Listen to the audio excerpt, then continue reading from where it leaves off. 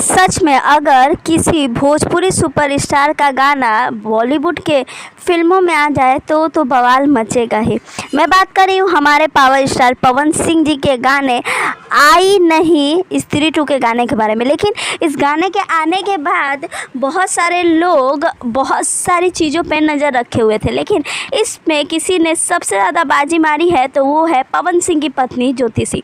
जी हाँ, ज्योति सिंह जी ने महादेव को धन्यवाद दिया है पवन सिंह के इस अचीवमेंट के लिए। ऐसा पहली बार नहीं है। ज्योति सिंह जब भी पवन सिंह कुछ बहुत अच्छा करते हैं तो हमेशा से ही उनका काफ़ी सम्मान करती है। और सोशल मीडिया पे ये वीडियो इतनी ज़्यादा वायरल हो गई है कि पवन सिंह जी का ये गाना काफ़ी ज़्यादा ट्रेंडिंग में आ चुका है। जी हाँ, म्यूजिक सेक्शन में 3 नंबर ट्रेंडिंग पे है। गाना कल रात को 9 ही बजे आया है, लेकिन गाने ने अपना असली पावर दिखा दिया है। सच में पवन सिंह जी भोजपुरी के सुपर स्टार होते हुए भी बॉलीवुड में भी अपना झंडा गाड़ दिए। आप लोग कितना ज़्यादा खुश हैं हमें कमेंट्स में ज़रूर बताएं।